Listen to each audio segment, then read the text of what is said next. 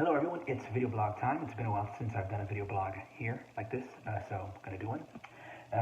Recently, a couple days ago, purchased this right here, little famous movie here, The Little Mermaid, Blu Ray from Walt Disney, I believe 1989.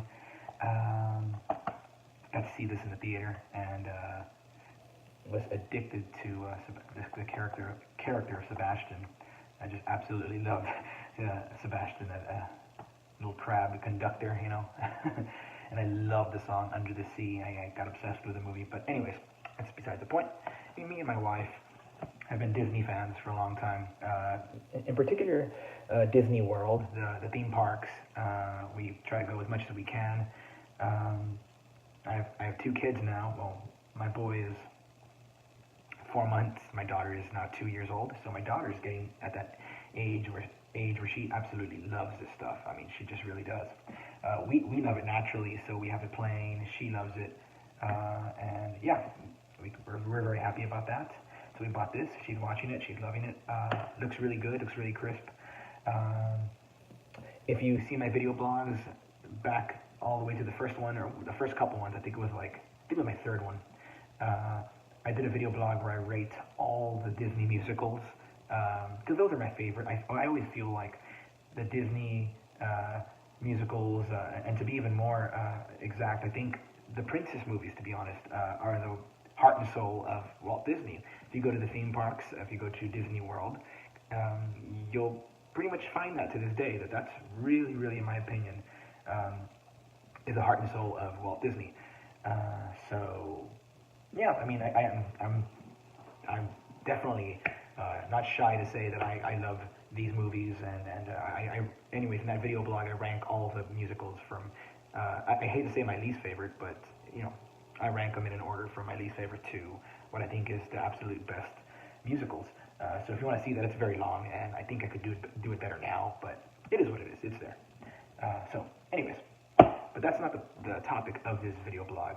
And I want to talk a little bit about what I thought and what I think about The Little Mermaid now, watching it as an older person.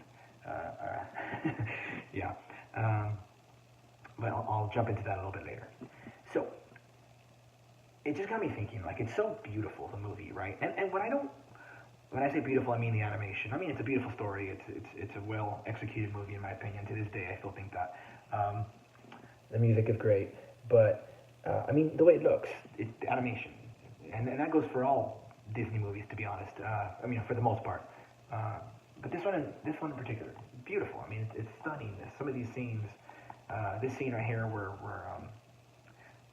where she discovers the Snorflat and the fork of the dinglehopper, with Flounder. It just so. And I remember being like a little kid in the theater, just thinking how colorful it was.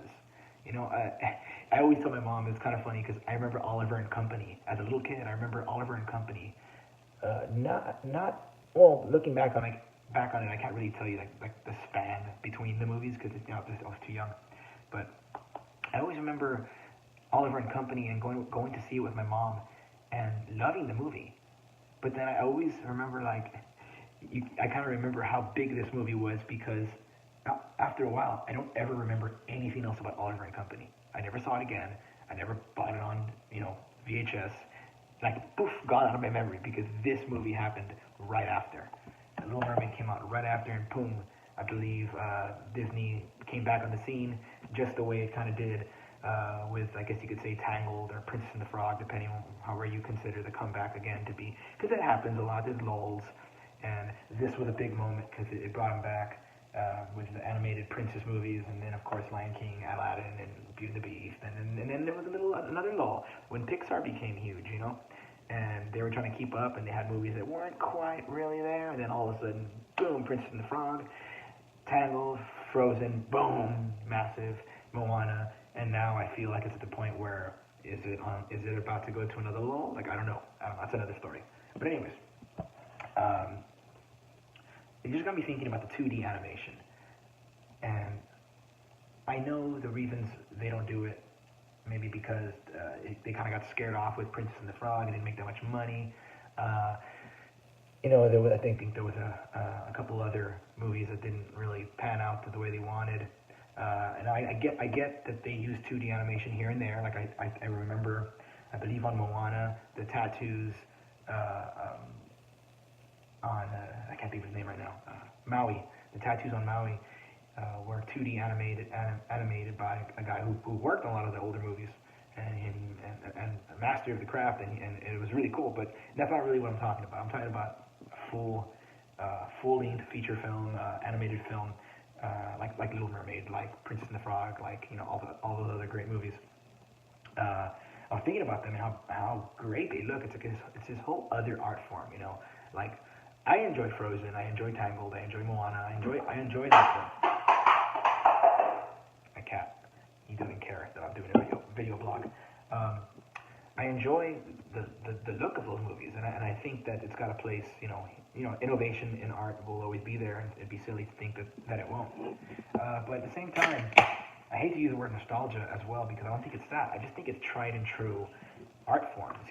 Rock and roll is rock and roll, and you can have innovation, but you can also bring it back home to just straight up rock and roll music. And I think it's one of those things, like it's just tried and true. It looks great, and maybe they needed some time off from it. Maybe they needed to give it a rest. I know that some of the shorts that they've done kind of have some 2D in there, like I believe, what do they call the paper? Let me see. Make sure I get this name right.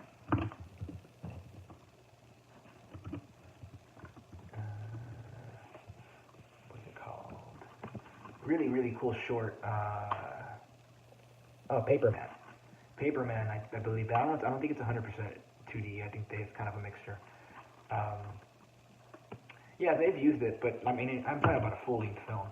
I mean, I think it's time. I really do think it's time. They should do that. Who am I? But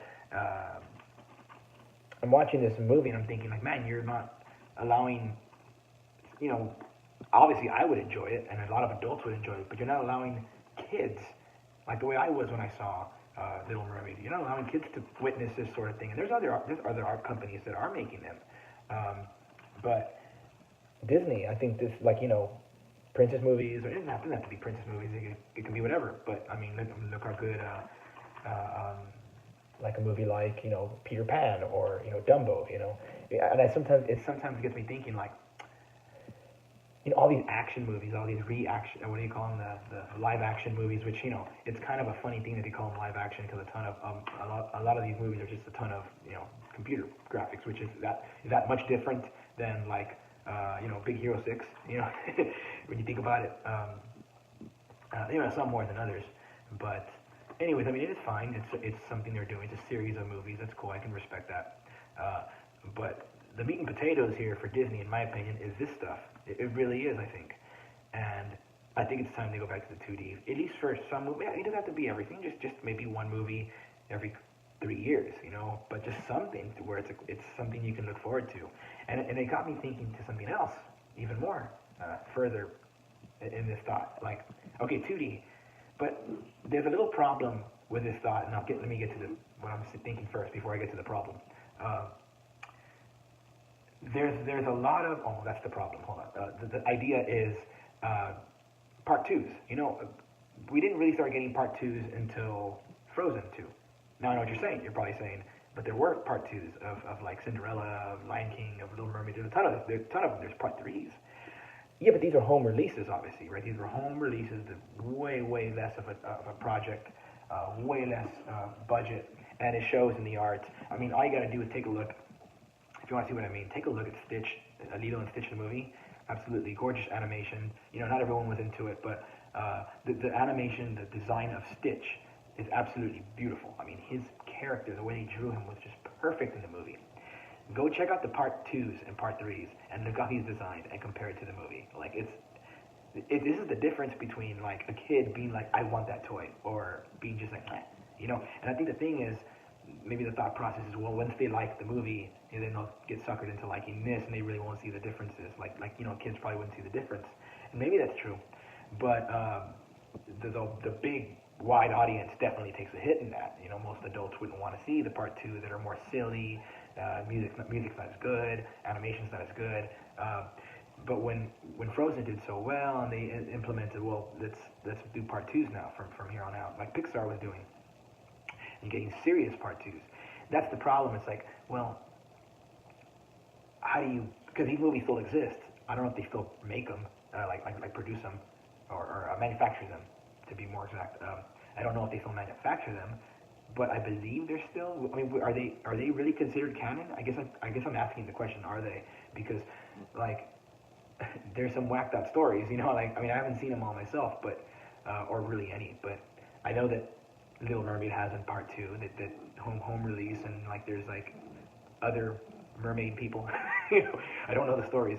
There's a cartoon for Lion King, you know, on Disney Junior. Is that canon? I mean, if it is, then I can see the problem of like sequels and stuff for some of those older movies. But I still think it can be done. You know, it could be more like what do you call those kind of like it's like South Park until the most recent couple of years. Their stories were always what do you call that? Like when they're not connected, like you know everything happens and you don't really know the timeline. It just each episode is its own. What do you? I'm not sure what you call that, but when they took on a more you know, would it be a linear approach? Like it's just like things happen and you know straight on like life, and things connect to each other. South Park started doing that in the last 2 seasons. I don't know if they're still doing that in this season, but they started doing that. If that was the case, you know, obviously it would be hard for writing if these movies are considered canon. But even so, you can still fit in the story, I would imagine, for a real legit production. And that leads me to the point where I think Disney's really missed the boat on, like, dude, forget Little Mermaid's an awesome movie. Why can't there be another Little Mermaid movie? You know, like the way they're doing another Frozen, but 2D. You know, don't mess around with. If it was made on 2D, keep it 2D. That's just my opinion. Beauty and the Beast. I mean, there's a lot of cool stories. There's a lot of cool angles that can be made. I mean, I'd rather see that, to be honest with you, than a live action. That's just me. I really like the Cinderella live action. I think that's been my favorite one so far. But all the rest to me have been kind of not so didn't hit the mark for me for the most part. Most of them so far. The Dumbo one looks interesting though. That one kind of looks pretty cool to me. But anyways, yeah. I mean, I'd rather see some sort of like, hey, well, what happened when Simba, you know, took over? I mean, I get it. Maybe those canon, maybe those part twos are considered like story, but I don't know. I think it'd be nice to see some real productions of these classic movies, but done the right way, you know, with money, with animation, 2D animation, and I'd like to see some new movies in 2D animation. It looks great. It really does. It's just another medium, you know, and to abandon it to me was silly. I read a really cool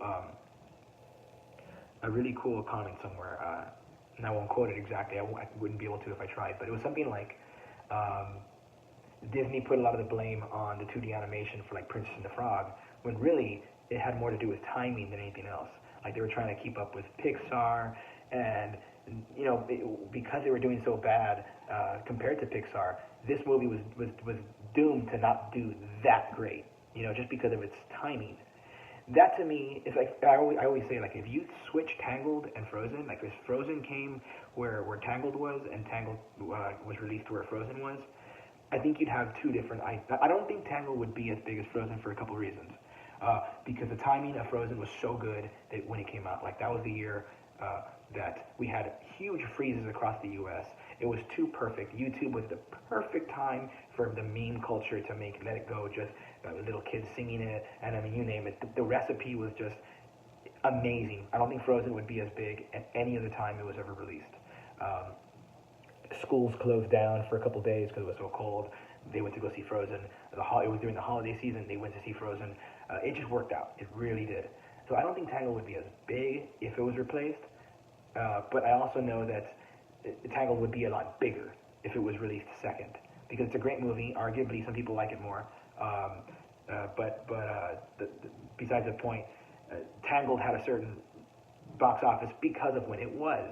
It was after Princess and the Frog. They still weren't recovered yet as a company in this sort of kind of movie yet. So it didn't do what Frozen did, you know. But had you switched them and Tangled came out second, you better believe I think Tangled would do a lot better than it did. It didn't even win the Oscar that year. I think it went to a Pixar movie, I think. Yet you had some masterful music from Alan Menken with, what is it called? See the Light? I don't want to get it wrong. When Will My Life Begin? I mean, these are some great songs. Yeah, See the Light. Great songs, and just as deserving as I think the Frozen songs. But yeah, I mean, it is what it is. So you can see where timing makes a big difference on things. And I think the Prince and the Frog thing was like, well, let's blame it on 2D, but it's like, it's not that. It's beautiful as animation. It's just when it came out, it's just the timing, that sort of thing. It just didn't happen like that. But to say like, oh, it's 2D, we should never do movies like that ever again, that's crazy. I mean, you're abandoning something that's absolutely like a staple in what you guys do. Yeah, you see it here and there, and I don't think computer animation will ever stop going forward and innovating itself and just getting better and better and better. That's great. This is an art form. This is a medium. And I'd love to see some new movies like this, even if it's like sequels. I think that'd be exciting, or new movies. Yeah, that's my thought. I go to the parks, man, and I just know, I just see this is the heart and soul, this sort of thing. In fact, I watched Wreck-It Ralph a couple days ago, and I just thought, like, I really liked it. I did like it. It was cool. I don't know if I liked it more than the first movie, but I think the ending was a little like the whole insecurity thing. Like, if you haven't seen it, I'm sorry, spoiler. But the scene with the princesses, like, I mean, I got to be honest. The fact that they got all the real voices, well, most of them, of course, a lot of them, and did the voices, I thought that was really cool. I did. Some of the jokes in there were, the time we're in right now, they kind of, some of those jokes were a reflection of the time we're in right now, and that's okay. It helped the story move along. I really enjoyed the scene with the princesses. I thought it was really cool. And then at the end, they come back and they kind of help out the story at the end. Yeah, what it got me thinking was like these characters are so strong that when they left, I'm like, man, I know it's Wreck-It Ralph, but I mean, I kind of wouldn't mind seeing more of that because it works, as these great characters. So that's just my point. Like, the 2D would be great now, just like how vinyl has come back. Vinyls, people want vinyl. They appreciate the art form of music on vinyl. I think cassettes are on the corner as well. 2D animation, man. I just gotta say, Disney, give it a try. Make a movie on it. I know I'd go see it probably more than one time, if it's good, of course. But yeah, I'm pretty sure you guys can make a good 2D movie in 2019. Well, it'll probably be 2021. And I'm sorry if there is one in production and I just don't know it. I haven't really done the research, but the last I saw, they weren't making them. So anyway, but to end this off, I'll talk a little bit more about the movie, watching it again, because I mean, I saw it so many times growing up, but recently seen it on 2D. I mean, on Blu Ray. I have a couple others of the Blu Rays that they've released, and it's always just boggles my mind just how clear it is. And what I don't, maybe you can enlighten me here. When you see it in the theater, like say back then, 1989, right? I mean, how clear was it? Because I remember my parents being blown away by how beautiful the colors were, right? So, and I should know this, being I'm an artist that does, music and videos, but when you see it on the film, right, being projected, was it as clear? I mean, obviously it's not going to be as clear as Blu-ray, but like the art that was made back then that they projected, I mean, it was stunning and it was beautiful. It wasn't as like corrupted as what you would see like on a VHS, right? Because VHS is brand new. They can look pretty good, but I'm always very surprised by how bad like the normal DVDs look. Like an old DVD purchased like when it came out, it would be quite a while ago. You bought the DVD, put it in. It's like, yeah, it doesn't look that good. It doesn't look that good. It almost doesn't look much better than the VHS, to be honest. And I remember people being so like, oh, it's so much better. And I look at it now, I'm like, man, the DVD doesn't look that good. That's not what we saw in the theater, right? Like on the theater, we saw something closer to this, I think.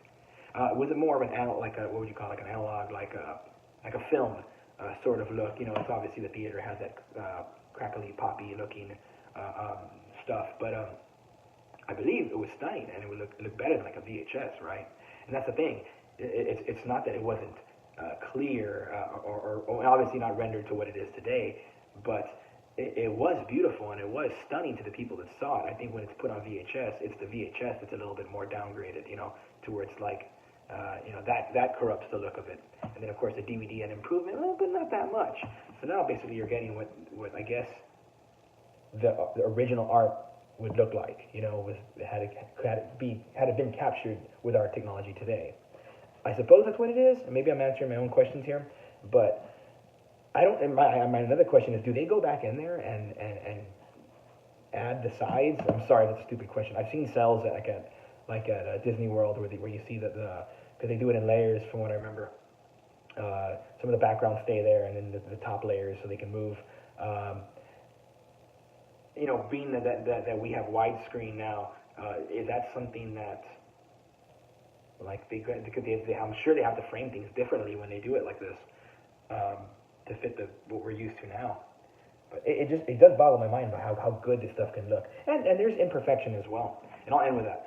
The thing about Little Mermaid that's so funny and so cool to watch is that you're literally watching like greatness happen. And I'm sorry if I sound so like, oh my god, it's so good.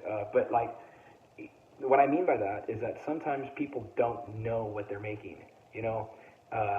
Frozen is a very good example of that. Like when I went to go see it in 2013, like when I saw it, I knew like it's not that I even loved it. I just saw it and I was like, this is the same feeling I got when I was a little kid and I saw Little Mermaid, and then Lion King, and then Beauty and the Beast, and all that stuff. Like it was the same feeling.